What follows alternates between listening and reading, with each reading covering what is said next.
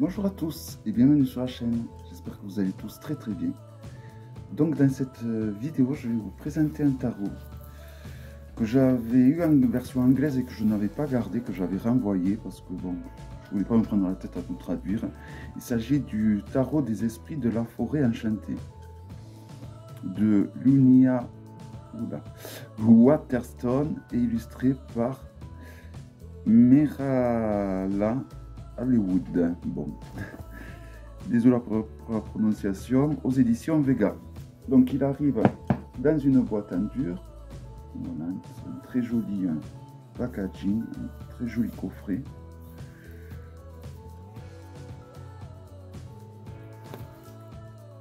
Pour la somme de 28 €. Donc c'est un tarot entièrement en français. Oui, quand je l'avais reçu, bon, j'avais trouvé que les cartes déjà, elles n'étaient pas d'une qualité extra.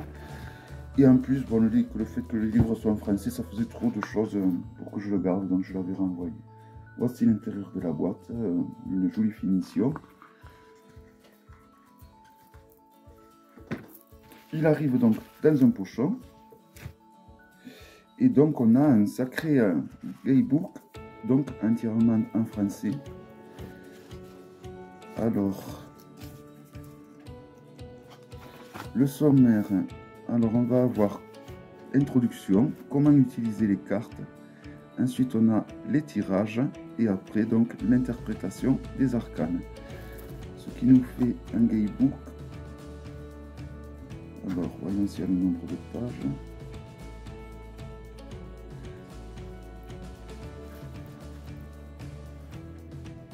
« 224 pages plus toutes ces pages comme ça pour se noter pour prendre des notes, hein. Il y en a beaucoup, hein. Il doit bien y en avoir un peu plus d'une dizaine de pages vierges comme ça, ce qui est pas mal. Donc c'est un livre qui est entièrement en anglais, en français et en couleur, je voulais dire. Donc par exemple là nous avons une arcane. Pour les arcanes mineurs nous avons, pareil que pour les majeurs je crois, donc l'illustration et une page en face. Alors voici par exemple le 9 des défis, tout a été renommé. Là vous avez l'illustration et en face vous avez donc l'interprétation. Là c'est le 9 de défi, donc une mineure. Et pour la majeure c'est exactement pareil, l'illustration et l'interprétation. Donc il y a les majeures qui ont été renommées également, pas toutes mais quelques-unes. En 11 par exemple on a le chasseur. Voilà, il y a beaucoup d'arcanes qui ont été renommées, toutes les mineurs ont été renommées. Bon, voilà pourquoi je le voulais en français, je n'avais pas envie de me prendre la tête à traduire. Il ne me plaisait pas au point que je me sente fort pour le traduire. Donc après tout est expliqué bien comme il faut du coup. Les tirages peut-être, ce serait intéressant d'aller les voir. Donc voilà, alors là ils expliquent, donc la force reste la force. La roue de la fortune devient la roue de l'enchantement, la justice devient le chasseur, le pendu devient le suspendu, la mort devient Black Suck, la tempérance devient la force.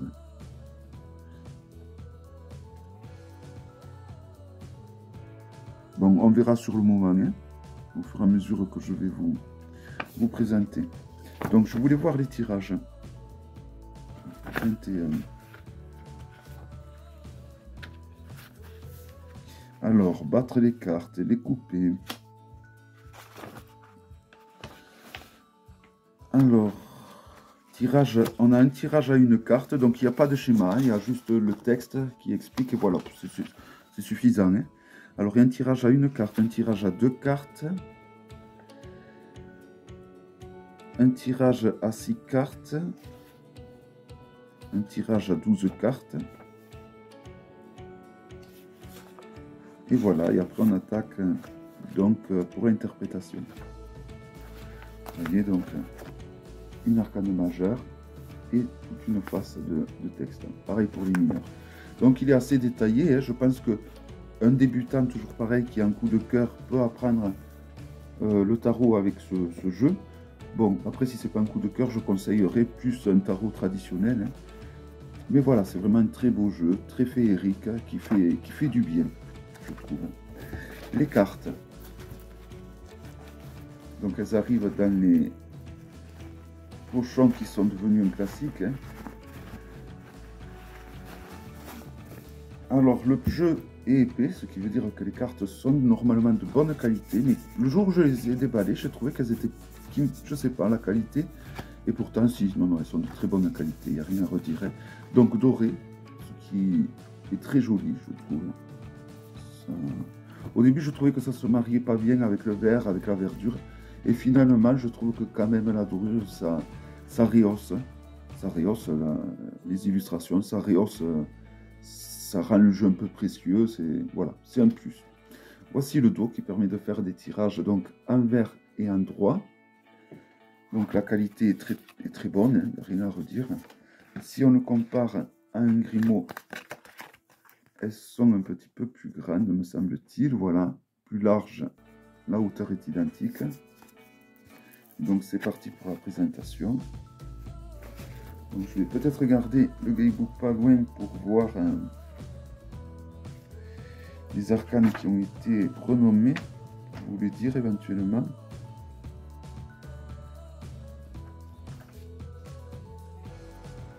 Donc, par exemple, celle-ci, le fou, maintenant s'appelle le cerf blanc.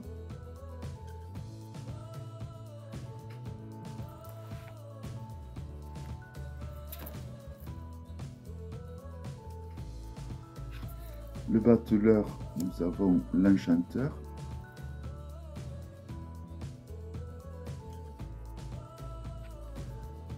La papesse, nous avons la sage.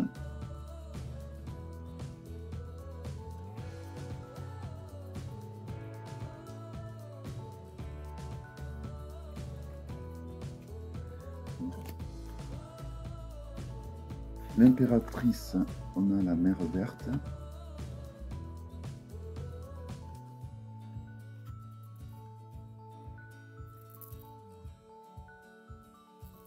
L'empereur, le seigneur de la forêt.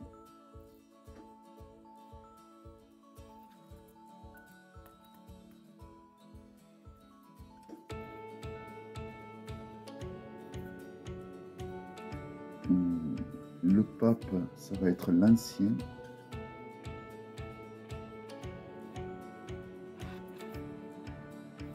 Les amoureux restent les amoureux.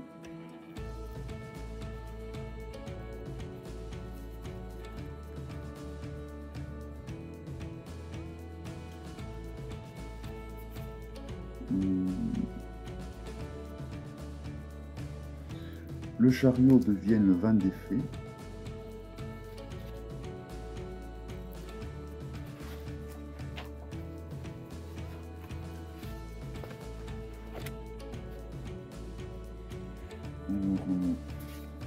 La force, et ça reste la force. Donc c'est un tarot qui se veut suivre le rider. Hein. L'ermite reste l'ermite.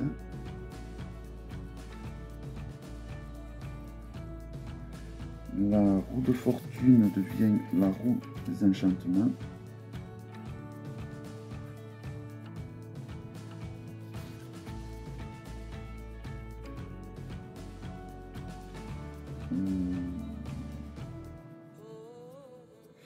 La justice devient le chasseur.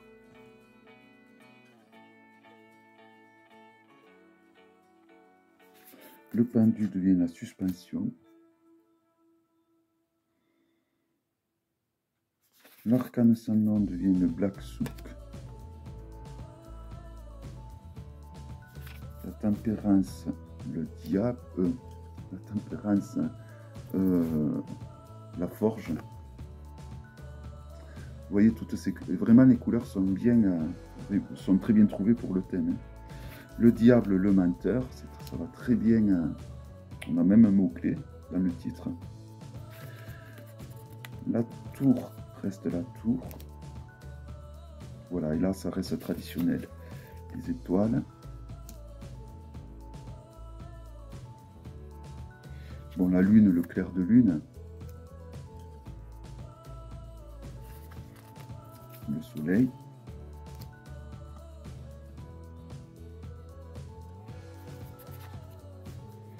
Le jugement devient le conseil des animaux.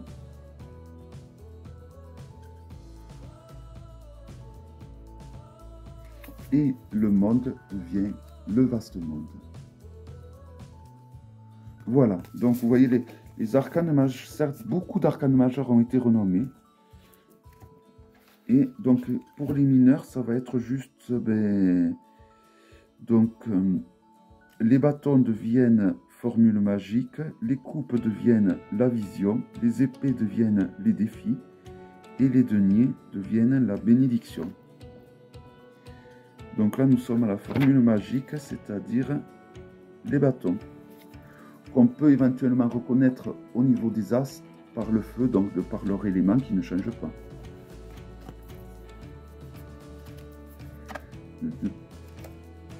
Ah non, là on passe à l'autre as. Donc l'as des visions. L'as des visions, non, c'est pas qui correspond donc aux coupes. Évidemment, il y a de l'eau.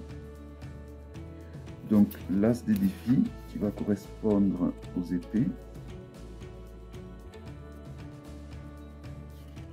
Et l'as des bénédictions qui va correspondre donc au denier ou au pentacle. Voilà, et donc là on repasse donc au 2, etc., etc.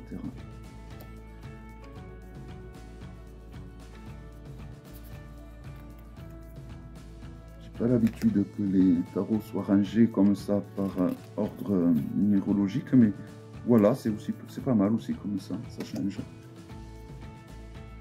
C'est toujours bien de nous sortir de nos vieilles habitudes.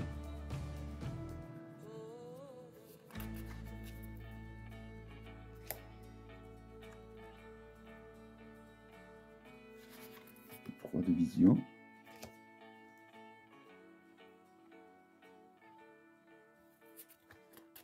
Le 3 des défis. Le 3 des bénédictions. Le 4 des formules magiques. Le 4 des visions. Le 4 des défis, le 4 des bénédictions. C'est vraiment un tarot très féerique, je trouve. Très féerique, rempli de magie verte, hein, évidemment. Il y a beaucoup de verdure, on est en plein milieu d'une forêt magique. Donc c'est vraiment un tarot qui, pour moi, est bien représentatif de la magie verte. Hein. Et voilà, c'est vrai que c'est un tarot qui est tout doux, qui va très bien à l'époque actuelle, hein, avec l'hiver. Hein. C'est un tarot qui est, on dirait que ce tarot recèle de contes de fées. Hein. Donc vraiment, c'est un tarot qui est fait pour faire rêver, je trouve. Hein. Et qui fait du bien dans le monde actuel où on vit, où souvent... le rêve est un peu mis de côté. Alors là, on est au 7. Donc vous avez la nomination de l'arcane en bas. Hein, c'est assez simple. Hein. Donc le 7 des visions. Le 7 des défis. Le 7 des bénédictions. Et là, donc, on passe au 8. Il y a même les animaux choisis font très witchy, je trouve, font très magique, mais pas le côté de la magie malsaine, pas le côté de la magie noire, vraiment le côté de la magie verte, de la magie blanche, vraiment le côté magie féerique. Après, ce qu'il y a de bien, c'est que c'est pas un tarot où tout le monde il est beau, tout le monde il est gentil. Hein. Il y a quelques arcanes qui sont un peu durs, et ça c'est une des qualités de ce genre de tarot, parce que souvent les artistes ont tendance à faire des tarots trop doux ou trop dark, mais il faut autant l'un que l'autre, moi je trouve. Donc, 9 des bénédictions.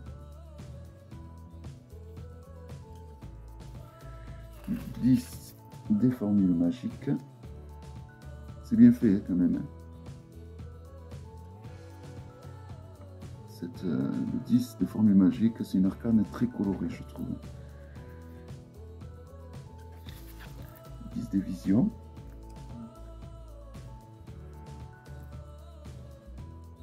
Le 10 des défis.